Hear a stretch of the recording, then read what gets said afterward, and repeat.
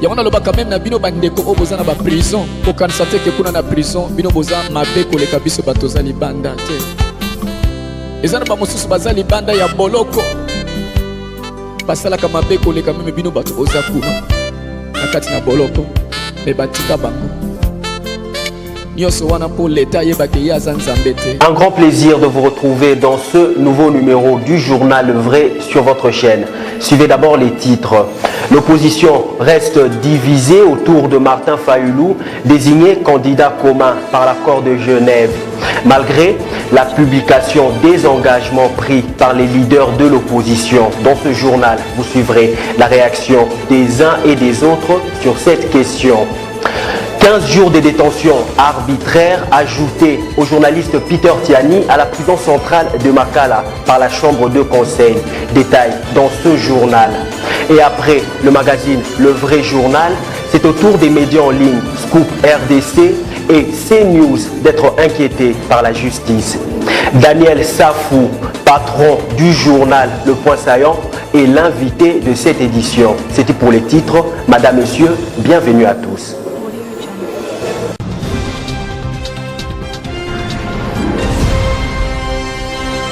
La réunion de l'opposition de Genève désignant Martin Fayulu comme candidat commun, suivi des volte-face de Vital Kamerhe et de Félix Tshisekedi qui se sont retirés de l'accord. La fondation Kofi Annan a publié sur son site internet les engagements des 7 leaders de l'opposition décidés à ne pas trahir. Philippe Vompi, suivez.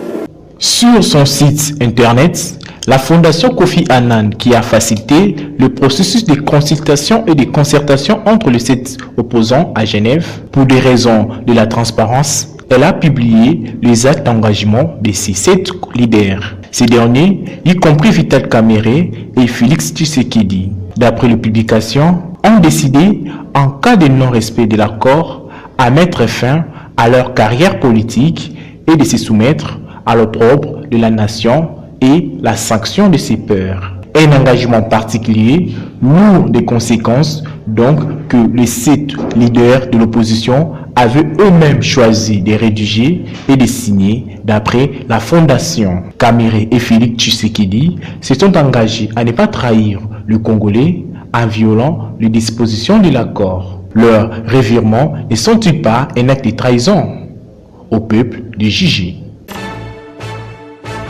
Au chapitre de réaction, l'honorable Jolino Makelele, cadre au sein de l'UNC, estime que les assises de Genève ont été manœuvrées par une frange des candidats présidents invalidés afin de disqualifier Vital Kamerhe et Félix Tshisekedi au prochain scrutin. Ziko Bwanda pour les détails. Pour l'honorable Jolino, le mode de désignation du candidat commun a été conditionné par les candidats présidents invalidés par la CENI. À Genève, lorsque les gens se sont rencontrés, ils ont décidé, la facilitation a décidé qu'ils approuvent d'abord l'acte de désignation des candidatures et les documents, l'accord particulier. Ce document a été signé avant le vote. Il y avait seulement la rubrique de la personne désignée comme candidat commun, mais qui était vide. Le reste, ils ont paraphé et ils ont signé de bonne foi. Certains invalidés ont conditionné les membres, les validés, pour que, dans l'intérêt de tous, afin que cela ne soit pas critiquable, qu'on passe au vote. Sachant qu'ils ont déjà boutiqué l'histoire entre Matungulu et Fayulu, afin que Félix et Vital soient écartés. Je vais vous rappeler à titre tout simplement indicatif, rapidement, les critères. On a dit, pour être candidat, il faut avoir la capacité à fédérer les forces de l'opposition avant, pendant et après le processus électoral. Vous pensez que Fayulu a cette force-là de fédérer tout le monde? Pour finir, l'homme rassure les Congolais quant à la participation de l'opposition au scrutin de décembre.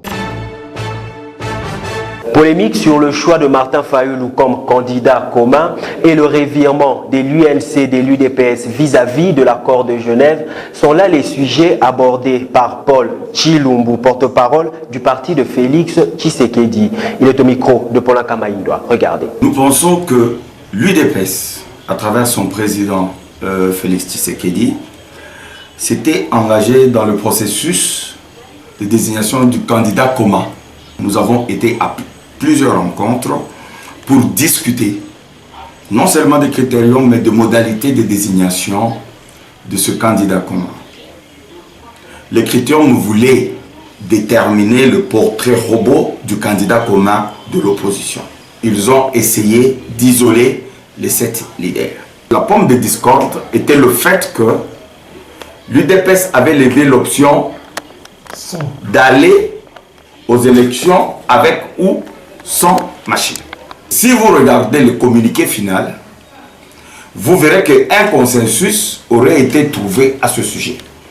Lorsqu'ils ont eu l'information selon laquelle que ce plan était concocté de longue date par le clan Katumbi pour les rouler en faveur de Martin Fayulu, qu'ils étaient mécontents. Mais ils n'ont pas retiré leur signature. Mais c'est vrai, mais cela était valable aussi pour la base de l'UNC, qui ne soutenait que Vital Kamerhe. Si nous prenons les critères qui ont été établis après Touria, Fayulu et Matungulu ne sont pas éligibles. Vous avez l'UDPS, parce que c'était aussi l'un des critères.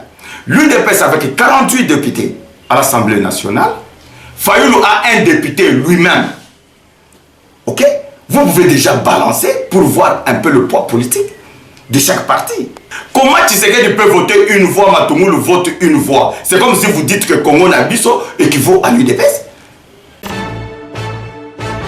Toujours au chapitre des réactions, Thatcher Lusamba, président du parti Radeco, appelle les uns et les autres à mettre de l'eau dans leur vin en vue de placer en avant-plan l'intérêt supérieur de la nation et du peuple congolais. Pour les détails. Thatcher Lusamba félicite le 7 leader pour le choix du candidat commun et encourage la tenue d'une compétition loyale pour les élections à venir. Je félicite tous les groupes de 7 personnes qui étaient partis.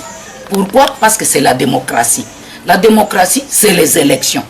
Ce n'est pas par désignation ou par imposition qu'on a fait sortir les candidats communs. Et avec moi, j'ai des lettres, j'ai vu même les signatures de tout le monde à accepter cette élection. Ce que nous pouvons dire, au moins, c'est ça le début de la démocratie. L'opposition peut faire sortir 3-4 personnes, ce n'est pas mauvais. Mais si on choisit un candidat commun, je ne vois pas le problème. On arrête, on tue quelqu'un par la signature. Signature, on signe, c'est petit, c'est court. Mais ce sont des grandes choses qui peuvent faire. C'est la vie ou la mort par la signature. Faisant d'une pierre deux coups, la présidente de Radeco revient au chevet de Peter Tiani en dénonçant l'arrestation et incarcération arbitraire du patron du vrai journal. C'est triste parce que parce que j'ai voulu connaître pourquoi. Parce que ce sont nos jeunes journalistes que nous pouvons encourager et ce sont des journalistes qui disent la vérité. Est-ce que cette information qu'il avait donnée, ça venait de lui ou ça venait quelque part que lui aussi a relié? Et il y a aussi d'autres journaux et d'autres presses aussi qui a relié aussi. Mais il faut aller à la source. Après le retrait des signatures de Vital Kamerhe et de Félix Tshisekedi, en rapport avec l'accord de Genève, 24 heures après la désignation de Martin Fayulu comme candidat commun de l'opposition, la population congolaise rencontrée à travers la capitale n'a pas manqué des mots. Regardez. Je ne les condamne pas. Ils sont libres, ils sont déjà matures.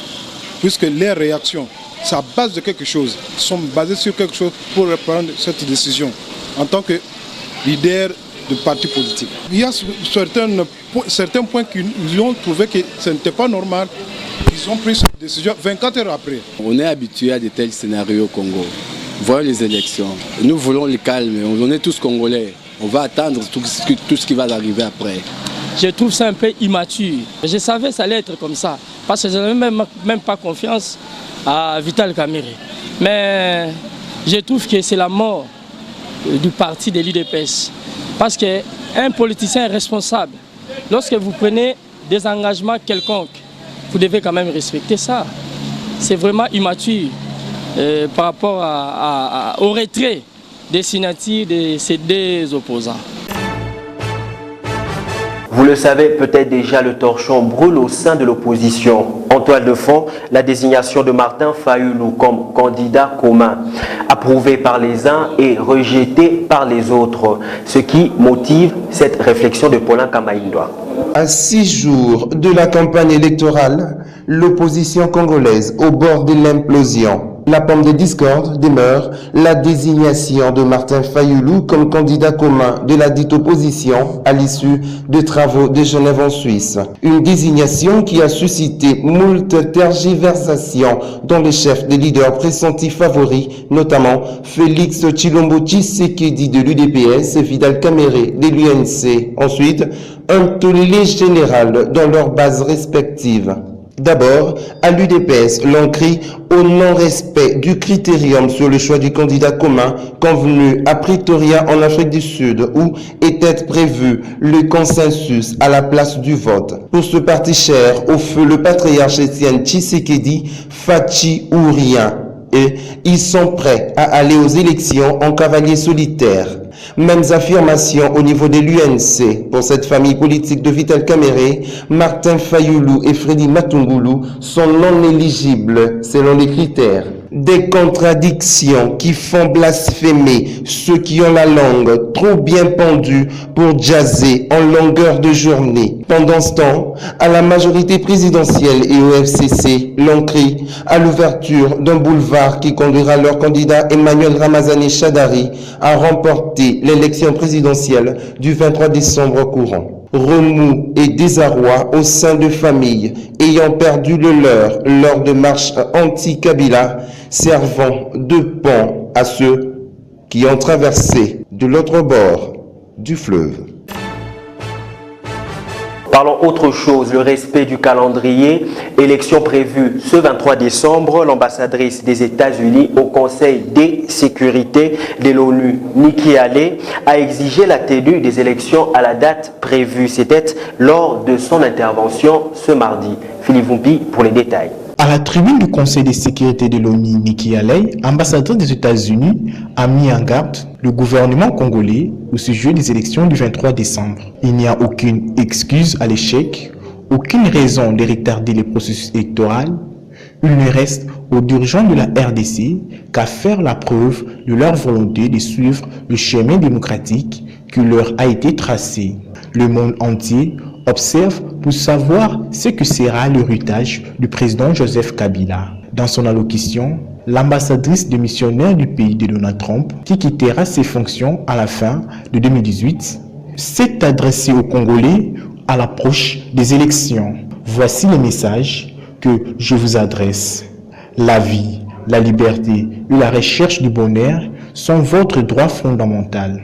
Exercez-les, exigez-les, saisissez-les pour vous, vos enfants et vos petits-enfants à venir. A-t-elle conclu?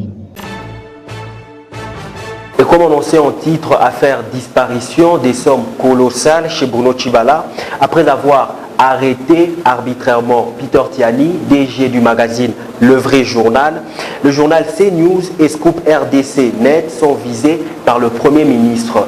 Détail avec Philippe Vumbi. Depuis la révélation par nos confrères de ScoopRDC.net des disparitions de sommes importantes d'argent à la résidence du Premier ministre, la famille de Bruno Tshibala en ballottage. Le journaliste Peter Tiani du magazine Le Vrai Journal, qui a juste relayé cette information, pourtant vraie, se trouve en ce jour incarcéré arbitrairement à la prison centrale de Makala il y a 3 jours.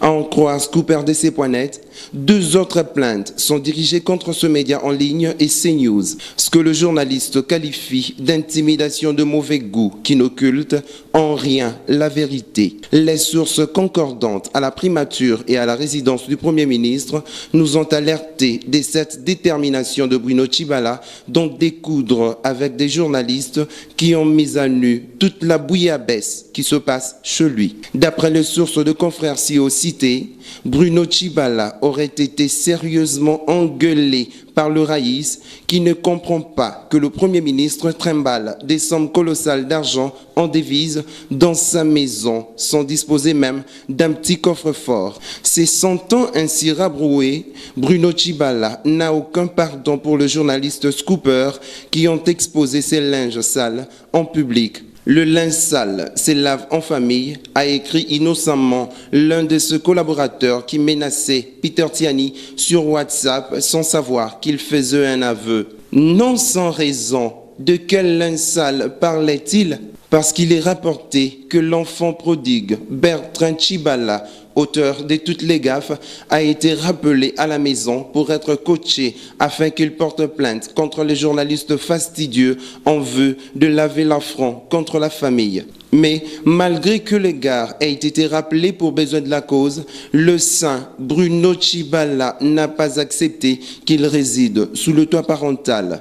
Pourquoi cet isolement s'il n'avait pas gaffé? D'ailleurs, la nouvelle source des ScooperDC.net chez le Premier ministre avance le chiffre de 700 000 $ américains que le gars a déjà chippé à son père et fait volatiliser par ses excès. En outre, il revient au magistrat du parquet, au lieu de s'acharner sur les journalistes qui ont fait leur travail patriotique en dénonçant ces genres d'antivaleurs et les arrêter comme des malfrats, de se mettre sur leur piste et enquêter sur ce qui apparaît comme un enrichissement illicite du patron de la primature et de sa famille.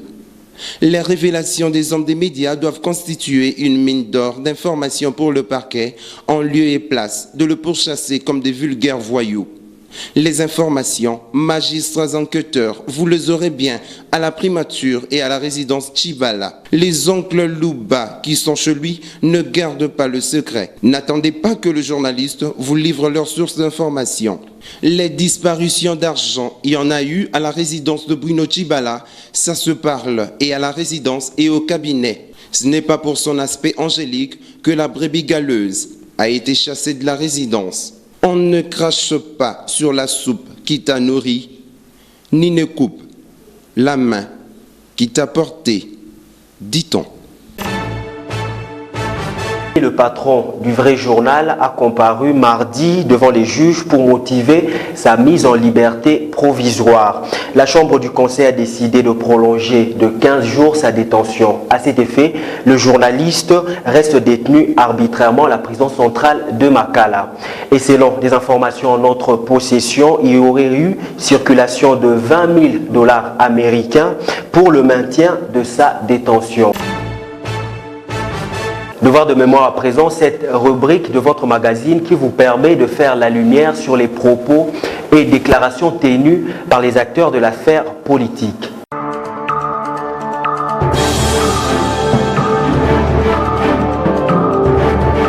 Nulle part, aucune fois, l'UDPS a dit qu'elle pouvait prendre part à un dialogue conçu, planifié et convoqué par M. Kabila. Le président Kabila, c'est lui qui avait demandé aux évêques du Congo d'organiser un deuxième dialogue après celui, la Cité de l'Union africaine, en offrant leurs bons offices. M. Kabila est à la base de la crise politique, la crise de légitimité que nous connaissons dans ce pays, qui tire son origine dans la fraude électorale du 28 novembre 2011. Les élections qui devraient avoir lieu cette année, mais nous attendons que la CENI, après que nous ayons fait cette évaluation, nous dise à quel moment nous serons en mesure de les organiser. Vous savez que nous avons toujours dit que la CENI était le levier qui a permis au pouvoir d'opérer toutes sortes de fraudes, de tricheries, et donc de dévoyer notre processus électoral. Les élections qui devraient avoir lieu cette année, mais nous attendons que la CENI, après que nous ayons fait cette évaluation, nous dise à quel moment nous serons en mesure de les organiser. Je tiens à affirmer devant la représentation nationale l'ambition, la volonté et la détermination du gouvernement d'union nationale d'offrir au peuple congolais les meilleures élections de son histoire, dans les délais convenus. Il a été convenu que nous devrions organiser les élections à la fin de cette année. Mais il y a une insiste qui dit toutefois. C'est-à-dire que si toutes les conditions ne sont pas réunies, il y a une tripartite. Comme tout le monde le sait, c'est M. Étienne Tshisekedi Omulumba qui avait été plébiscité président de la République. M. Kabila, à la tête de ses forces armées, des chars et de blindés, a volé la victoire de Tshisekedi en exerçant un pouvoir par défi. Je viens d'être reçu par son Excellence, Monsieur le Président de la République, chef de l'État, après ma nomination comme Premier ministre de notre pays. M. Kabila ne peut pas camper sur sa position, d'autant plus qu'il sait très bien qu'il a tapé à côté, il a été sûrement été induit en erreur. Le Président de la République vient de me donner des instructions et des orientations. Si il s'entête, je crois qu'il ne devra s'en prendre qu'à lui-même, parce que sûrement il va connaître le même sort que M. Mobutu, qu'il a beaucoup imité, et dont il a pris la plupart des conseillers qu'il avait mal conseillés et qui l'ont conduit à finir comme le président lui avait promis, en prison ou en exil. Il est mort en exil, enterré en présence de 6 personnes. Compagnon de route, sa condamnation à 10 ans de prison est très controversée. Est-ce qu'il va rester en prison jusqu'en 2024? Il avait été convenu au niveau du dialogue que les évêques, avec le ministre de la Justice garde dessous, Jean-Alexis Tambamumba, qui est un de mes meilleurs ministres, avec le ministre de la Justice garde dessous, Jean-Alexis Tambamumba, qui est un de mes meilleurs ministres, devaient se concerter. Le peuple congolais va prendre ses responsabilités et les prétendus responsables non élus de ce pays en assumeront la leur. Je viens d'être reçu par son Excellence, Monsieur le Président de la République, chef de l'État. Si il s'entête, je crois qu'il ne devra s'en prendre qu'à lui-même, parce que sûrement il va connaître le même sort que M. Mobutu.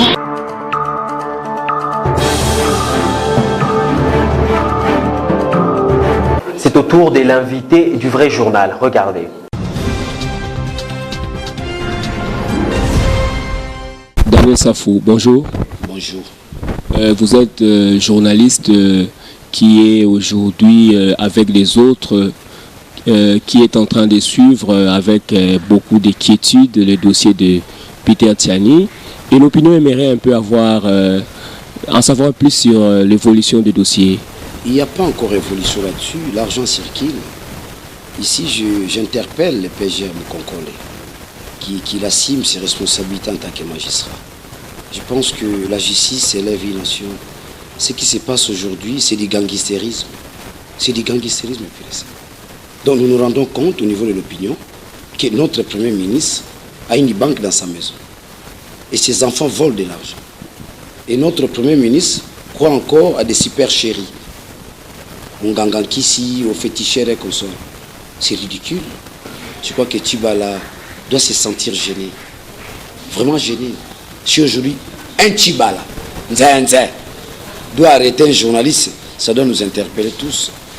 Lui qui fit chantre, n'est-ce pas, de la démocratie. Lui qui criait haut et fort, mon combat est l'état de droit. Je crois que dans un état de droit, les journalistes sont libres de poser des actes. Dans un état de droit, c'est la liberté d'expression. Moi, je pense que l'heure est arrivée où les journalistes doivent s'élever, démontrer à la face du monde qu'il est capable de faire descendre un Premier ministre, à faire descendre un président de la République, à faire descendre un député, à faire descendre tous ceux qui nous gèrent des entreprises comme si c'était, n'est-ce pas, leur propre poche. Revenons d'abord sur les dossiers. Y a-t-il évolution, oui ou non, depuis que Peter a été arrêté? En fait, les dossiers, tout est bloqué au niveau du PGR. C'est pourquoi j'en appelle au procureur. Mais c'est mon Congolais. Les dossiers se situent, n'est-ce pas, au niveau, n'est-ce pas, la chambre du conseil. Là, on pourrait obtenir, n'est-ce pas, la liberté provisoire. Et on continue à nous faire traîner, on continue à nous dribbler et on demeure encore patient.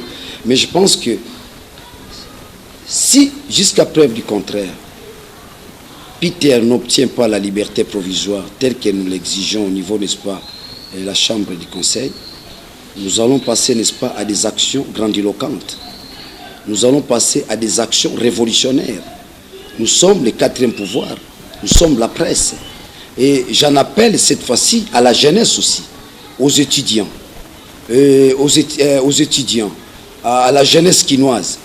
Les actions que nous allons lancer, n'est-ce pas, pour contrecarrer Tchibala en tant que bourreau dans cette affaire, n'est-ce pas, de Peter Tchani, nous aurons aussi besoin de votre adhésion. Donc l'affaire de Peter va, n'est-ce pas, prendre des dimensions, notamment, ça va quitter la dimension professionnelle. Nous allons faire en sorte que ça devienne une affaire citoyenne. C'est comme ça, j'en appelle à tous les mouvements citoyens. J'en appelle à tous les étudiants des différentes institutions universitaires. Et j'en appelle à tous ceux qui croient à notre combat, n'est-ce pas, de nous accompagner dans cette affaire, n'est-ce pas, de Peter Tchani. D'autant plus que notre bourreau, aujourd'hui, c'est un richissime qu'hier, on a passé la vie ensemble en tant que prolétaire. Il a traversé la rue, il est devenu ce qu'il est aujourd'hui. Je crois que tout ce qu'on peut lui demander, au nom du combat de Tshisekedi, je souhaite que Tchibala retire, ou se retire même dans un tel dossier. C'est un dossier sale, hein? Vous savez, c'est très sale. Alors le bilan de Tchibala, il a fait arrêter Peter Tchani. Voilà les bilans. Dites-nous un peu, Daniel Safou, pourquoi est-ce que Scoop RDC, l'auteur de l'article, n'est pas inquiété jusqu'aujourd'hui? Tu connais les malheurs de Peter. Le plus grand malheur de Peter, les jours où il conçoit les devoirs de mémoire. Il touche la conscience critique de chaque Congolais. Donc, il rejoint Émile Zola. Émile Zola définit les journalistes comme étant la conscience critique de la société. Voilà. Voilà là où est tombé Peter. Voilà là où il est victime de son travail. Peter s'est dit, j'aimerais bien être les disciples d'Émile Zola, qui sous-tend la conscience critique de la société. C'est ça les journalistes. C'est ça un bon journaliste. Dans un pays sauvage, dans un pays où les barbares dirigent, n'est-ce pas, les journalistes, ce n'a que 3 places. La prison, l'assassinat ou l'exil. Tout ce que je peux lui demander, qu'il puisse garder, n'est-ce pas, son esprit. On a touché les corps, on n'a pas touché l'esprit. Bientôt là, il sera dehors. Parce que nous allons lancer des actions, je le répète, grandiloquentes. Je te demande encore, Tchibala, libère Peter Tchani. Je lui demande, en tant que compatriote, je lui demande encore, en tant que compatriote. Un mot maintenant en rapport avec l'actualité au pays, parce que depuis peu, il y a désignation du candidat commun de l'opposition. Daniel Safou, pour ou contre la désignation de Martin Fayulu comme candidat commun de l'opposition? Papa Diangenda a dit ceci. Zahir alobi, bato bako kamba yango, bako zalabi pumbulu. Fayulu azane karamo pumbulu. Fayulu n'a pas, comme on l'a dit, n'a pas une base. Mais puis ce Tonguito Tombolaï. Tonguito comme il s'est Fayulu grand. Parce qu'il est sorti, n'est-ce pas, du principe. Nous étions à la quête d'un candidat commun. Je demande aux Congolais de sortir des sentiments tribaux. Ça m'étonne quand j'entends certains jeunes, INC, sociologiquement, s'est imposé, IDPS, 20 ans de Kabila au pouvoir. Qu'est-ce que nos partis politiques ont fait? Donc vous êtes contre l'attitude de Vital Kamerhe et de Félix Tshilombo d'avoir retiré leur signature de cet accord? Là, ce sont des affairistes. Ce sont des affairistes. Comment? Ils n'ont rien à voir avec le Congo. Ils font leurs propres affaires. Pour avoir écouté leur base, c'est pas la démocratie? C'est du mensonge. C'est de la manipulation. C'est ça la démocratie, le pouvoir populaire, la base qui décide. J'ai dit, nous nous connaissons. C'est eux qui appellent. C'est Kamerhe qui appelle. C'est Félix qui appelle. Qui mobilise. Il n'y a pas spontanéité. Qu'on se le dise. Il n'y a pas spontanéité. Si réellement il y aurait eu spontanéité, vous aurez entendu Matadi, Boma, Bukavu. Non, non. C'est une aventure qui se passe juste devant les sièges d'un parti politique. J'en appelle à tous les Quinois, compatriotes, compatriote, c'est Fayoulou. C'est Fayoulou. Alokotaka se atomboli likolo alokotaka se atomboli likolo Daniel Safou, merci. C'est moi qui vous remercie. C'est la fin de cette édition du journal. Merci de la sympathique attention que vous nous avez accordée à la prison centrale de Makala, ainsi que partout ailleurs dans le monde. Mesdames et messieurs, ce journal est terminé. Au revoir. Yamona loba quand même na bino bandeko oboza na ba prison ko kanisa te ke kuna na prison bino boza mabe ko leka biso batoza libanda te. Ezana ba mosusu baza libanda ya boloko. Basala ka mabe ko leka meme bino bato oza kuna. Na kati na boloko me batika bango. Nyoso wana po leta yeba ke ya zanzambe te.